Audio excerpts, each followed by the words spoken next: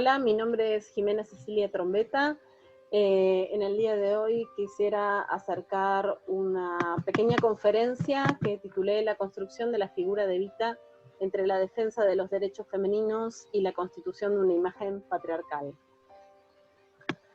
La figura de Eva Perón, su vida y su obra, fue abordada como personaje histórico durante la postdictadura por la cinematografía nacional, entre otras artes, bueno, el teatro, la literatura, la música, la plástica.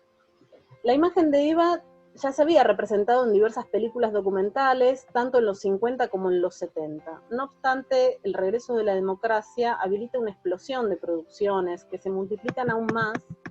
en el ingreso de las nuevas tecnologías y con el espacio político que se gestó para poder pensar y revisar la historia. Tal es la productividad del periodo que van a brindar los archivos con un registro que supera la veintena de films en los que trabajan la vida y obra de Evita desde diversos ángulos, muchas veces recurriendo incluso a los imaginarios peronistas, otras veces a los imaginarios antiperonistas, y hay algunos casos donde se visita la figura de Eva de una manera crítica. Dentro de estos materiales que podemos encontrar, más que nada se van a basar en diferentes mitos que responden, por ejemplo, a conformar la figura de Evita desde la Eva Santa, o desde la Femme Fatale, o desde la Eva militante, en este caso como mujer, o incluso con tendencia a ubicarla como la Eva macho,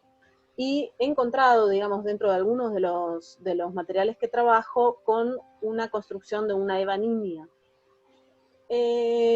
Lógicamente todos estos mitos son en algún punto apoyados en los epítetos que se fueron generando alrededor de la figura de Eva Perón. Estos mitos particularmente yo los encontré en trabajos como por ejemplo el de Eduardo Mignona, Evita quien quiera oír que oiga, la Eva Perón de Juan Carlos de Sanso,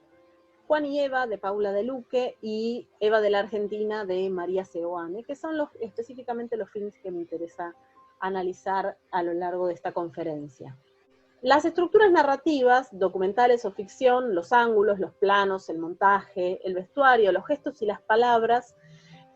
van a generar en algunos films, no en todos, cierta óptica patriarcal. Sostengo, digamos, que esta tendencia se puede vislumbrar especialmente en los trabajos de Juan Carlos de Sanso y de Eduardo Mignona. No ocurre de un modo tan marcado en el film de Seoane, aunque sí se encuentran en algunas escenas, y en donde sí evidentemente no lo encontré, y no solamente, digamos, no encontré esta visión más normativa de la Eva Perón en el film Juan y Eva de Paula de Luque. Entiendo que lo que define esa diferencia no es que fuesen directores hombres o directoras mujeres, sino en el contexto en que evidentemente fueron creados. A su vez, los mitos que retoman los films con tendencia a afianzarlos o a cuestionarlos son elaborados a lo largo de la historiografía y estuvieron amparados en general por las biografías, como la de Herminia Duarte, la de Paco Yamandrú o la de Mary Main. Especialmente cuando nombro a Mary Main, me recuerdo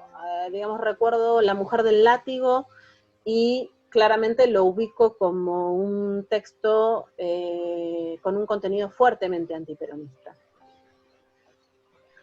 Considero que los mitos, de acuerdo a la definición de Roland Barthes, son desplazamientos en el referente, un corrimiento que se ahonda en las producciones cinematográficas. Y estas se van a nutrir de imaginarios que, de acuerdo a la visión de Leuenberger, serían, digamos, un conjunto de producciones mentales o materializadas en obras a partir de imágenes visuales y lingüísticas que forman conjuntos coherentes y dinámicos que conciernen a una función simbólica en el sentido de una articulación de sentidos propios y figurados. Esta es una cita de Leuenberger. Este mecanismo, desde mi punto de vista, va a conformar diversas memorias colectivas, retomando, digamos, la concepción de historia y memoria que propone Enzo Traverso, y que se van a formular de acuerdo a las cuestiones políticas ancladas en el presente. Además,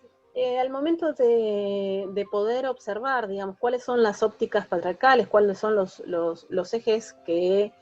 ubican a Eva Perón desde una normativa, me parecía interesante pensar cómo se conforma lo femenino y lo masculino.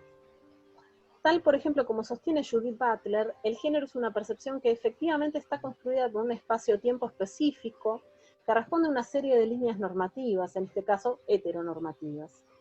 De esta manera, la repartición de las funciones sociales pensadas en el contexto de los 80 y los 90 todavía respondían a una mirada patriarcal en algunos puntos. Los films de aquella época van a trasladar esa mirada, en tanto que por momentos la figura de una mujer que ejerce espacios en la política debería ser andrógena, ¿no? O sea, en el sentido de que, digamos, las mujeres no están, desde una óptica patriarcal, no están capacitadas para ejercer un espacio público. Entonces, hay que destacar, por ejemplo, en el film de Mignona, sí da espacio en algunos de los testimonios a lecturas feministas, como el análisis que hace la socióloga Graciela Magni. Pero en general la política no estaba vista como un espacio que amparara a la mujer, o a las mujeres. Quien quiera oír que oiga, de Eduardo Mignona, estructura su relato en dos partes que conviven y se retroalimentan. Por un lado están las escenas de ficción que se generan a través de la actuación de Flavia Palmiero, una Flavia adolescente y incluso con una estructura física muy aniñada, y por el otro lado las entrevistas propiamente a militantes, sociólogos, estudiosos del peronismo, escritores, personalidades de la cultura en general, que tuvieron o no tuvieron, digamos, algún tipo de contacto con Eva Perón. Estas personalidades vislumbran ideologías diversas entre el peronismo y el antiperonismo incluso, y generan conceptos más o menos privados sobre la vida de Eva Perón, dejando entrever, en muchos casos, posiciones que no van a devenir de un análisis del personaje histórico, sino de un afecto profundo por lo que significó su personalidad para ellos y ellas.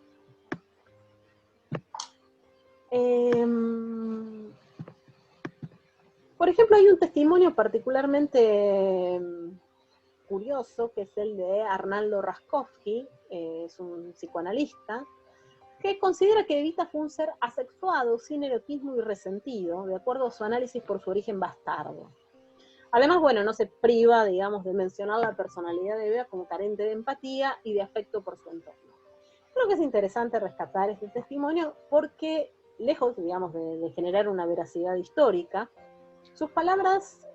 son acompañadas por un tono de voz y gestos y un énfasis en el lenguaje que lo que hace es imprimir claramente un discurso mediado por un componente afectivo. En este caso retomo a Alejandro Grimson para explicar, digamos, el fenómeno del peronismo y del antiperonismo, que claramente está totalmente atravesado por el componente binario de amor-odio, o sea, por el profundo afecto que ha generado el peronismo. A este extracto se le va a contraponer otro discurso contrario, que es el de José María Castiñeira de Dios, peronista de primera hora, también mediado por el afecto, que va a narrar una anécdota donde Eva besa a una mujer con sífilis y le invita a la residencia presidencial. El montaje del material se termina de conformar con la voz de Graciela Maglie, quien da cuenta de la subjetividad con que se cuenta a Eva y de sus estructuras míticas esenciales, la Eva santa, la femme fatal y la Eva militante.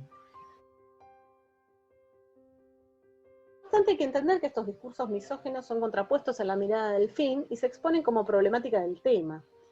La posición del director, además de estar expuesta en el montaje, también se puede vislumbrar en el tratamiento de las imágenes dramáticas que representa Flavia Palmiero. Y en definitiva, la mirada que, digamos, la mirada más pregnante de Mignona está claramente depositada en la construcción de esta Eva niña, adolescente. En esta línea es que se encuentra el discurso de Anderson, a quien se lo entrevista, y se irán hilando escenas de Flavia Palmiero, niña viajando en tren, de una manera muy poética, pero a su vez que va a remarcar esta constitución de una Eva niña, lógicamente nuevamente deserotizada, ¿no? Voy a leer un fragmento del discurso de Anderson. Dice: una mujer con una fuerza de voluntad fuera de lo común, quien creció en una clase humilde y se hizo por sus propios medios debido a su encanto, también por sus actos. Se casó con Perón y a causa de su fuerza de voluntad empezó a ejercer influencia sobre él. Pienso que ella tenía ambición de poder y de respetabilidad, y ambas cosas las logró con firmeza, pero sin perder su belleza y su encanto, y su feminidad, que revestía de cera un carácter de acero, camuflando a la verdadera Evita Perón, pero ella tenía un carácter de acero. Esto es bien interesante porque, digamos, la composición del discurso de Anderson señala que Eva Perón tenía un carácter de acero, pero que no perdía su feminidad, con lo cual, digamos, estaba revestido ese carácter de acero con la seda. Esta figura, digamos, compone un oxímoron, la idea del acero-seda, que hace que, en definitiva, implique que de ninguna manera Eva Perón hubiese accedido al poder sin ese carácter de acero, que está fuertemente vinculado a lo masculino, porque para no perder la feminidad, de acuerdo al discurso de Anderson, debería camuflarlo con esa seda. Y de ninguna manera, a su vez, un carácter que implique, digamos, una poética de seda, daría espacio al poder político. No es, digamos, y en este sentido, este discurso es fuertemente empático con la mirada del director, porque la constitución de las imágenes ficcionales de esta Eva niña van desde ese lugar. Acá quiero hacer la salvedad que, digamos, yo no considero que ni Eduardo Mignona ni Anderson tuviesen una postura premeditada sobre conformar una Eva Perón niña y quitarle el poder político, sino que en definitiva son dos personas que estaban inmersas en un sistema patriarcal con una serie, digamos, de normativas que implican una serie de estereotipos, como que lo masculino se podría emparentar con el acero y lo femenino con la seda, y que claramente un carácter de seda de ninguna manera daría espacio al poder político. Entonces, en este sentido, como la composición de la imagen y la composición del discurso apuntan a esa necesidad de ese tipo de feminidad, considero que obliteran el poder político de Eva Perón.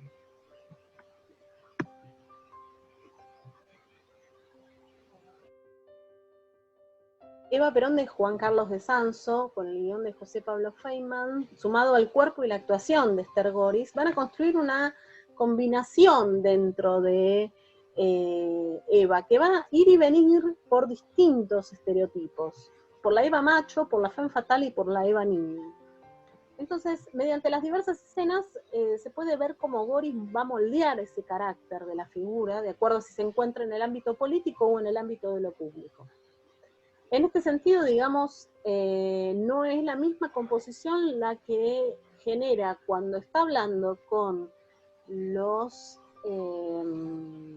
militantes de la CGT, con los dirigentes de la CGT, que la que va a generar cuando está en un ámbito privado con Perón, o incluso cuando ya está en sus últimos momentos de vida, cuando ya está enferma. En la Eva Perón de Juan Carlos de Sanso, en la escena donde habla con los dirigentes de la CGT, se puede ver una Eva Perón con un peinado muy tirante hacia atrás, casi como si fuese una gomina, a pesar de que tiene el rodete detrás, con un maquillaje que lo que hace es angular fuertemente su rostro, y un traje sastre que marca fundamentalmente las sombreras. En este sentido, digamos, a su vez podemos observar en los movimientos que hace Esther Goris cierto sentido rítmico que la vinculan más con la idea de una Eva macho. La constitución, o sea, la manera como ella se empodera frente a los dirigentes de la CGT es desde una conformación de una mujer que vuelve a rearticular el estereotipo de lo masculino y lo lleva a su cuerpo. Entonces, desde algún punto se va a remarcar un mito donde se la va a vincular con el facundo. En este sentido, tenemos que recordar el cuento de Rodolfo Walsh, esa mujer, donde efectivamente se señala digamos, el personaje que crea Rodolfo Walsh, el coronel, dice, la enterré como un macho. O sea, en este sentido se señala, ¿no?, esta idea de esta Eva macho, ¿no?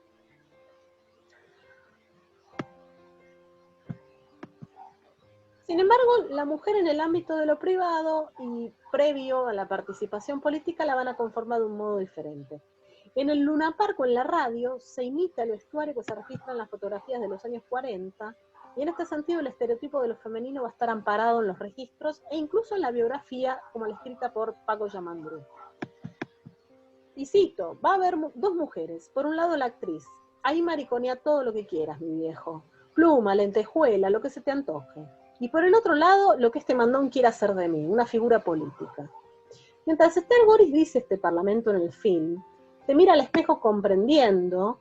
el desdoblamiento de su identidad. La escena se concentra en destacar el diálogo. Así, el camisón con el que se encuentra vestida no es más que funcional, y el peso va a caer en los vestidos que expone Yamandrú y la figura política que quiere construir Perón.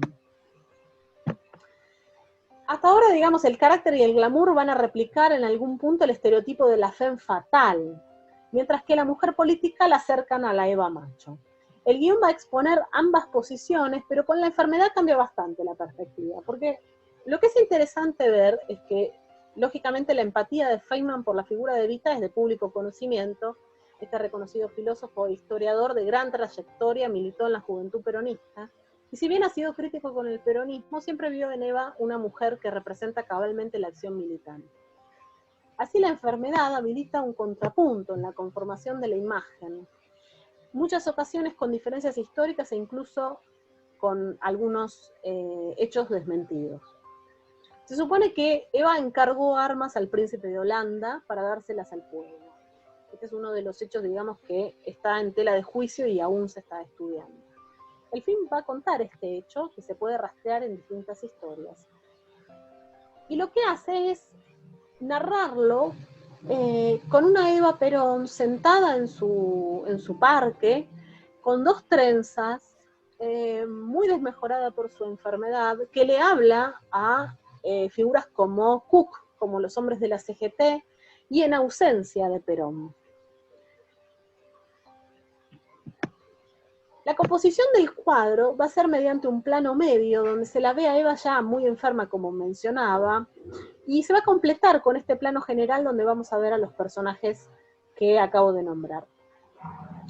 Desde mi punto de vista, como vemos una Eva enferma y a su vez otras escenas de esa Eva enferma, veíamos una Eva incluso aniñada, nuevamente se la va a debilitar políticamente desde la composición de la imagen, aunque no desde el discurso que efectivamente está expresando, que es que compró armas al príncipe de Holanda.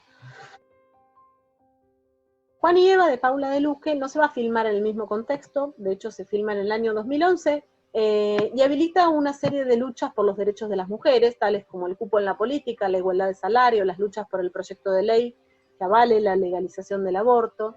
el fin de la violencia de género, bueno, todas luchas que en definitiva siguen en pie. Claramente, en esa época ya se había decidido elevar a la figura de Evita una figura política de fuste, e incluso su rostro formó parte del billete de 100 pesos, ¿no? Como una nota de color, si se quiere. En el filme de Luque, tanto el cuerpo de Julieta Díaz como la impronta, digamos, que van a brindar los encuadres que genera la directora, van a conformar una Eva que no va a caer en estereotipos. sus activas decisiones no se van a enmarcar en la construcción de una mujer andrógina, en tanto que no va a precisarse construir como una Eva macho, sino más bien que se construye como un cuerpo que se politiza desde su propia concepción de mundo, digamos. Y a su seducción no va a corresponder la composición de una femme fatale, en tanto que la construcción como mujer no va a depender del amparo de Perón. La erótica que se enmarca con planos, que digamos que Paula de Luque brinda en el film para mostrar paridad entre ella y Perón, son realmente muy notorios.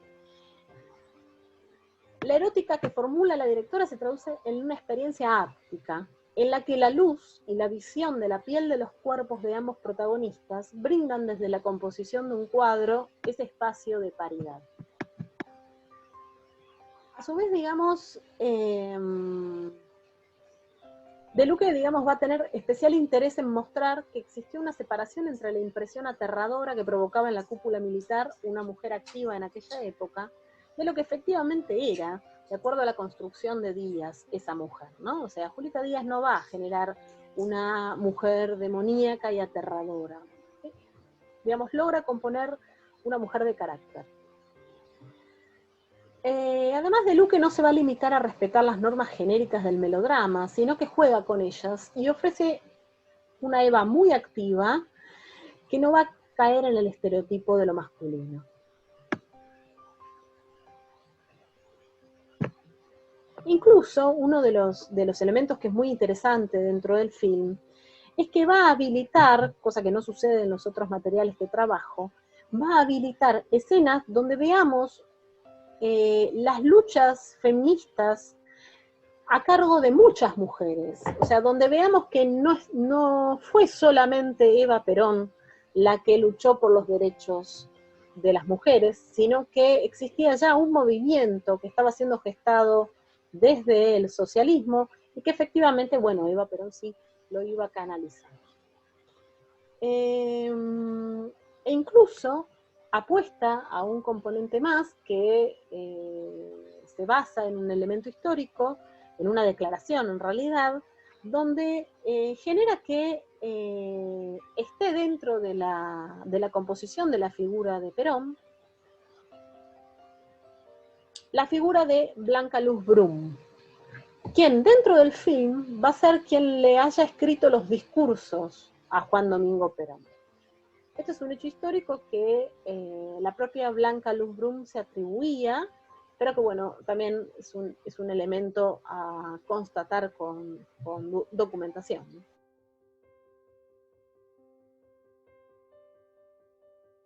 Eva de la Argentina, de María Seoane, fue guionada por la propia Seoane, pero también estuvo participando Graciela Magle, una personalidad que, como si recordamos, habíamos visto y habíamos escuchado que se había entrevistado en el film de Mignona, y que efectivamente había dado una perspectiva feminista sobre Evita, destacando sus acciones sociales, y a su vez también fue guionado el film Eva de la Argentina por Carlos Castro, quien ya había realizado un documental sobre peronismo que se llamó Alicia y John, el peronismo olvidado.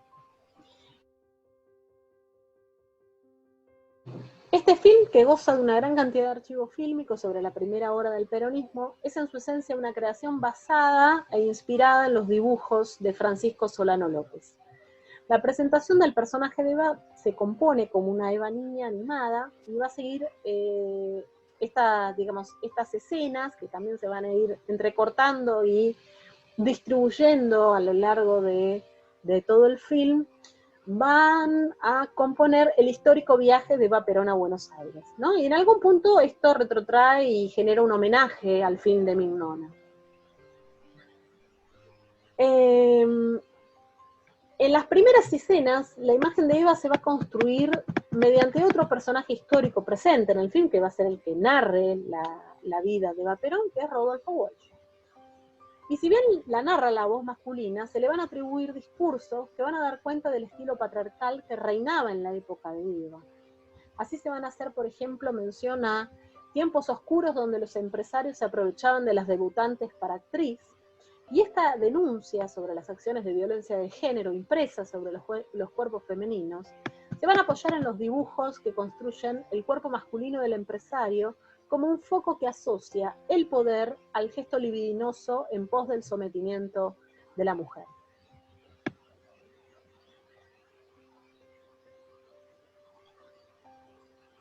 La erótica impresa en el cuerpo del adolescente va a demostrar que su pose, su insinuación,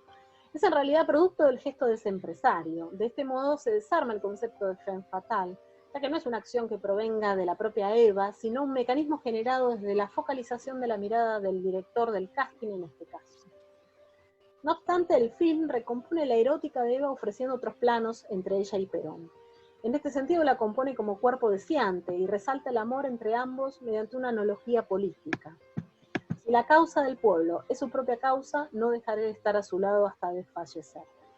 Expone la voz del propio Rodolfo Walsh, frase a la que prosigue un fotograma que va a concentrar la relación entre Juan y Eva. Este fotograma, como todos los otros en realidad, inspirado en la estética de Francisco Solano López, lejos de marcar esa angulación del rostro de Eva Perón, va a mantenerse con un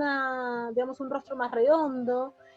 más femenino dentro de la idea de los estereotipos de lo femenino, y en este sentido la composición del cuadro es un poco contradictoria, ¿no? Si se presenta a la Eva militante, la del cabello suelto, aquella que retomó la militancia de los 70, ¿no? Esa imagen que retoman las militantes de los 70 como símbolo. Pero la relación de amor va a seguir teniendo ciertos tintes normativos. ¿Por qué? Porque, bueno, en ese fotograma él es el que la sostiene y ella descansa sobre sus hombros, ella permanece delicada y él es el que va a detentar el poder, ¿no? Me gustaría, digamos, sintetizar que, bueno, los films lo que hicieron fue ubicarla por momentos dentro de los mitos como la femme fatale, la Eva santa, la Eva macho, la Eva niña, que en definitiva son roles que o la obliteran políticamente o incluso la convierten en un instrumento más de manipulación. Y digamos, en ese sentido, si se convierte en un instrumento más de manipulación, va en confluencia con los discursos antiperonistas. Considero que no se puede ubicar dentro de estos mitos a todas las escenas de todos los films, pero sí existe una tendencia que se puede ver de modo más marcado en el documental Mignona y en la ficción de De Sanso, frente a la animación de Seoane y al film de De Luque.